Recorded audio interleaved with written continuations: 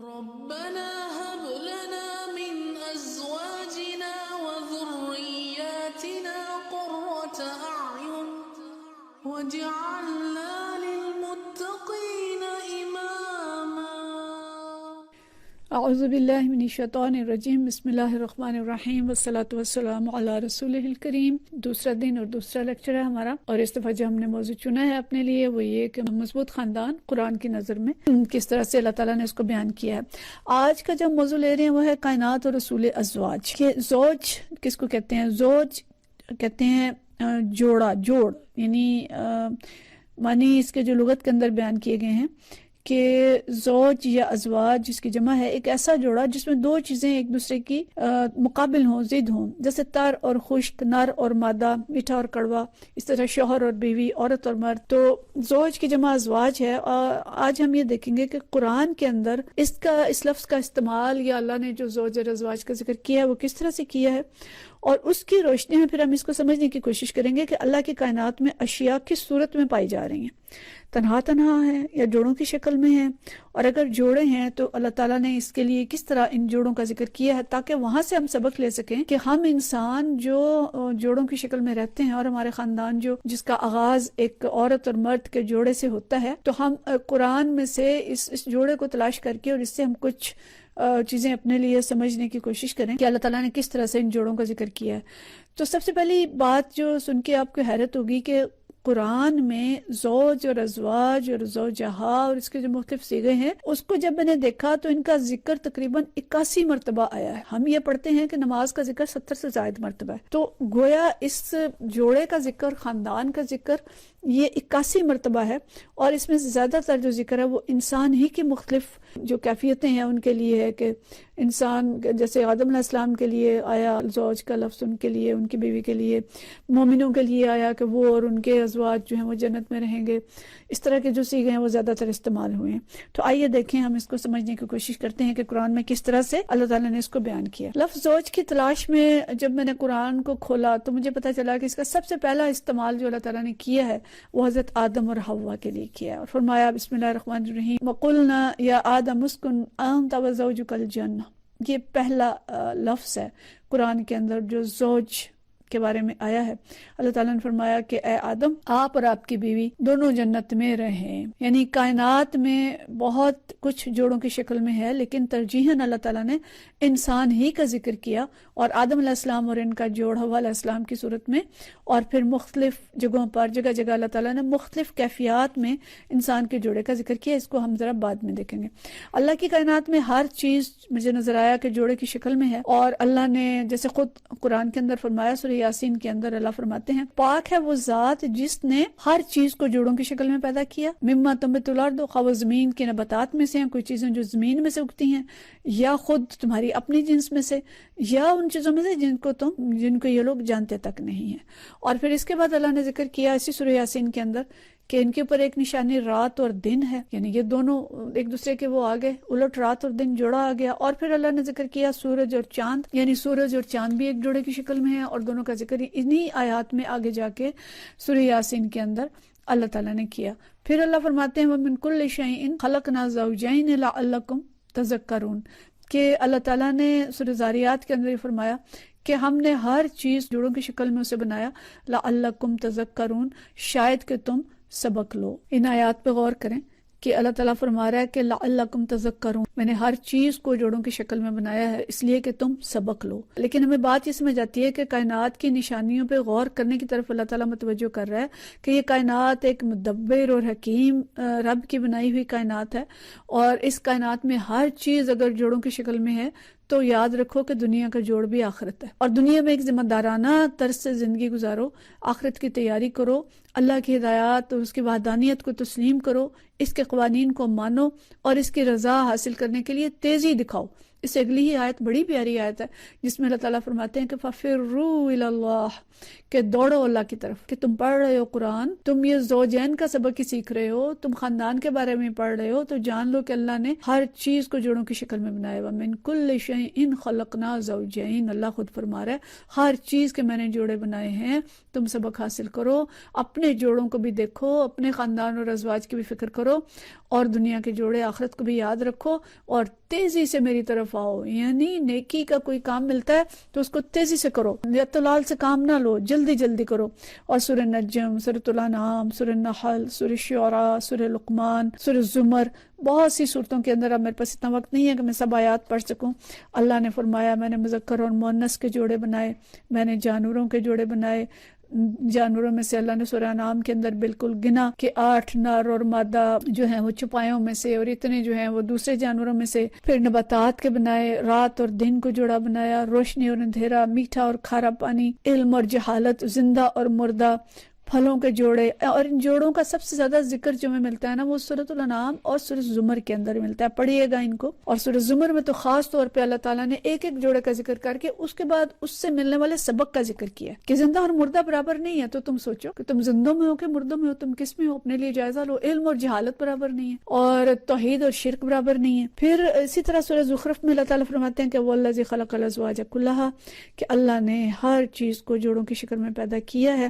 اللہ کی کائنات میں ہر چیز جوڑوں کی شکل میں ہے، اور انسان کے لیے بھی اللہ تعالیٰ نے یہی نظام پسند کیا، جوڑے کی شکل بنائی۔ اور اللہ تعالیٰ نے سورہ نساء کے اندر تمام انسانوں کو مخاطب کر کے فرمایا یا ایھا الناس، کہا کہ میں نے تم سب کو ایک انسان سے پیدا کیا، پھر اس کا جوڑا بنایا، پھر اس میں سے بہت سے مرد اور عورتیں دنیا کے اندر پھیلا دیے۔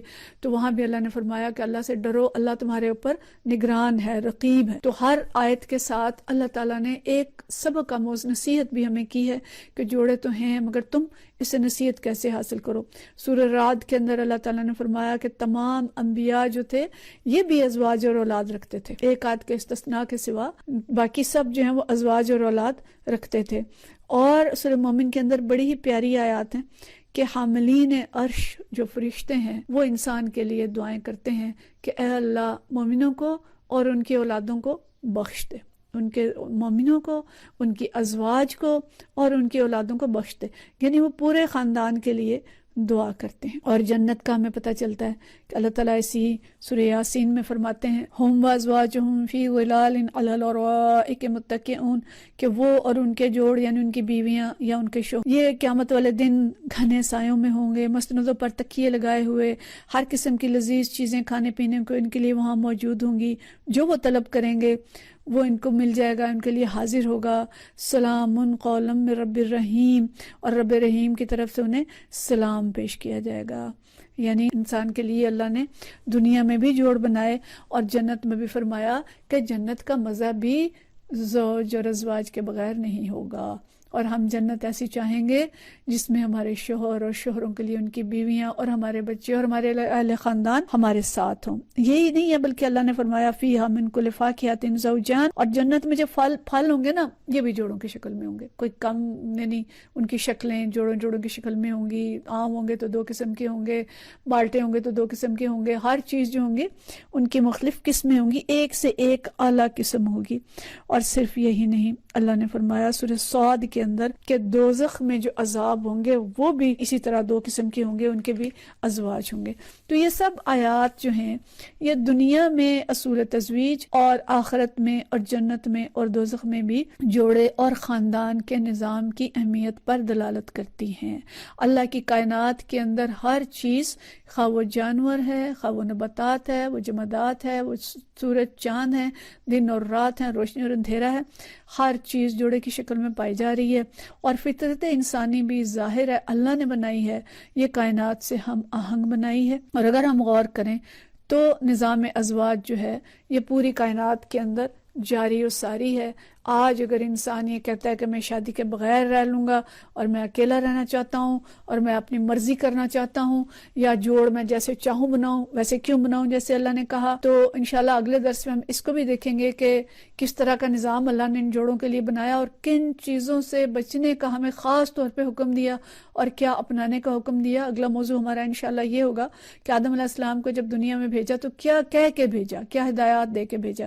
لیکن آج جو ہم نے یہ دیکھا کہ ہر چیز اگر جوڑے کی شکل میں ہے تو یہاں ہمیں یہ بھی پتہ چلتا ہے کہ یہ جوڑا جو ہے یہ ایک دوسرے کی تکمیل کرتا ہے۔ اب ہم 3-4 اصول اس سے نکلتے ہیں، اس کو ہم غور کر لیں کہ جوڑے جو اللہ نے بنائے ہیں یہ ایک دوسرے کا کمپلیمنٹ ہے، یہ ایک دوسرے کے لیے لازم اور ملزوم ہیں، ایک دوسرے کی تکمیل کرتے ہیں۔ ایک نہ ہو تو دوسرے کی کوئی اہمیت نہیں رہتی. کہ اگر دن نہ ہو تو رات کا کسی کو پتہ چلے، اگر ہمیشہ رات ہوتی تو کسی کو پتہ ہی نہ چلتا کہ کوئی دن بھی ہوتا ہے، اور اگر ہمیشہ دن ہوتا تو کسی کو پتہ نہ چلتا کہ رات بھی ہوتی ہے اور کوئی ایسی چیز ہے جس میں اندھیرا بھی ہوتا ہے. اور علم نہ آتا تو جہالت کا کس کو پتہ چلتا؟ جاہل دنیا ہمیشہ جاہل رہتی. علم آیا، روشنی ہوئی تو پتہ چلا کہ جہالت بھی کوئی چیز ہے. تو یہ دو جو کمپلیمنٹس ہیں یہ متحارب نہیں ہیں، یعنی ایک دوسرے کے یہ یوں تو اپوزٹ ہیں، لیکن ہر اپوزٹ دوسرے کی تکمیل کرتا ہے. یہ ضد نہیں ہے کہ ایک کہے کہ بس جی میں تو نہیں، رات کے میں ہی رہوں گی، دن آئے نا. ایسا ہو نہیں سکتا. اور دن کبھی نہیں کہہ سکتا کہ رات کیوں آئے میں نہیں رہنا. کائنات کا نظام دونوں کے ملنے سے چلتا ہے، اور دونوں کے لیے جو نظام اللہ نے بنا دیا ہے وہ اس سے سرب و انحراف نہیں کر سکتے. اسی طرح انسان، عورت اور مرد، اگر دنیا میں صرف مرد ہوتے تو دنیا کیسی ہوتی، اور اگر دنیا صرف عورتوں پہ مشتمل ہوتی تو دنیا کا نظام کیسے چلتا. دونوں کو اللہ نے ایک دوسرے کا لازمی حصہ بنایا ہے، اسی لیے کہتے ہیں بیٹر ہاف، کہ ایک دوسرے کا نصف، بہتر نصف. یہ بہتر نصف کیوں ہے؟ کہ عورت نہ ہو تو مرد کی تکمیل نہیں ہو سکتی، اور مرد نہ ہو تو عورت کی تکمیل نہیں ہو سکتی. اللہ کے نزدیک دونوں برابر ہیں، اور اللہ نے دونوں کو ایک دوسرے کو کمپلیمنٹ بنایا ہے. یہ نہیں کہہ سکتے ہم کہ بس جی میں تو عورت ہوں تو میں مردوں کی صف میں شامل ہو جاؤں تو میں میرے لیے بہتر ہوگا. نہیں، مجھے عورت بنایا اللہ نے تو مجھے عورت ہی کی حیثیت میں اس کا کمپلیمنٹ بنایا ہے، اور اس کو مرد بنایا تو اس کو مرد ہی کی حیثیت میں عورتوں کا کمپلیمنٹ بنایا. تو دونوں کی صلاحیتیں اس طرح کی ہیں کہ ایک کو کچھ صلاحیتیں دیں، دوسرے کو کچھ دیں. دونوں ملتے ہیں تو انسانی زندگی کی تکمیل ہوتی ہے. دونوں مل کر اللہ کا منشا پورا کرتے ہیں، دونوں مل کر اللہ تعالیٰ کا جو نظام ہے اس کی تکمیل کرتے ہیں. اور سورہ تکویر کے اندر تو بڑا ہی خوبصورت نقشہ، اگرچہ وہ خوفناک نقشہ ہے لیکن دنیا کے لحاظ سے اگر ہم دیکھیں کہ اللہ نے فرمایا وَإِذِ النُّفُوسُ زُوِّجَتْ، کہ وہ دن جب روحوں کو جسموں کے ساتھ جوڑا جائے گا. روح کو بدن سے جوڑنا، اس کو زوجت یعنی جسم اور روح کا جوڑ اللہ تعالیٰ نے یہاں پہ، یہ جو تزوج ہے یہ روح اور جسم کا ہے.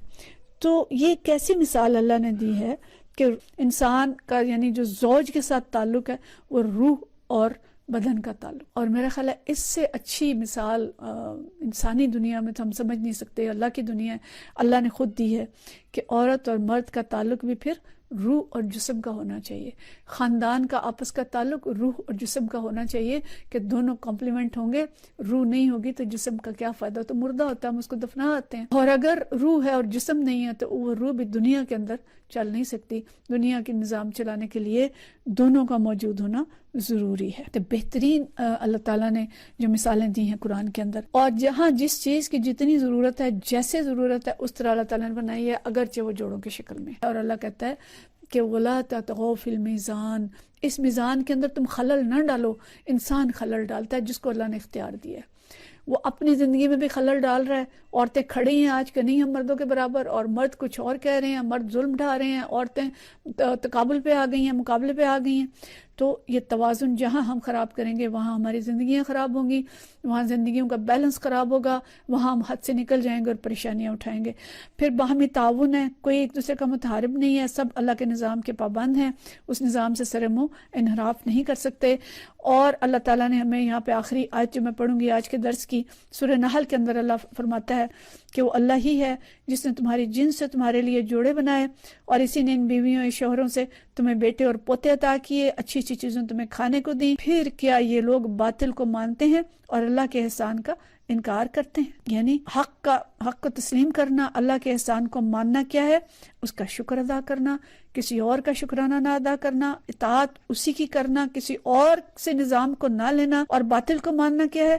کہ اللہ کی اطاعت کو چھوڑ کے شیطان کی اطاعت کرنا کفر ہے، شیطان کے نظام کی اطاعت کرنا کفر ہے. تو اللہ کہہ رہا ہے کہ میں نے تو سب کچھ تمہیں دیا، تمہارے جن سے جوڑے بنائے، اب تم مجھے چھوڑ کے دوسروں کے نظام کو مانتے ہو، دوسروں کی اطاعت کرتے ہو. نہیں، ہم انشاءاللہ اللہ کی اطاعت کریں گے، اور ہم اس قرآن سے سمجھیں گے کہ ہم نے اپنے خاندانی نظام کو لے کے کیسے چلنا ہے، اور اس نظام ازواج کو جو اللہ نے بنایا اس سے ہمارے لیے کیا سبق نکلتے ہیں. اگلی دفعہ ہم حضرت آدم علیہ السلام کا قصہ دیکھیں گے، اس میں ہمارے لیے کیا اسباق ہیں، اور پھر درجہ بدرجہ آگے بڑھتے جائیں گے. وآخر دعوانا ان الحمدللہ رب العالمین.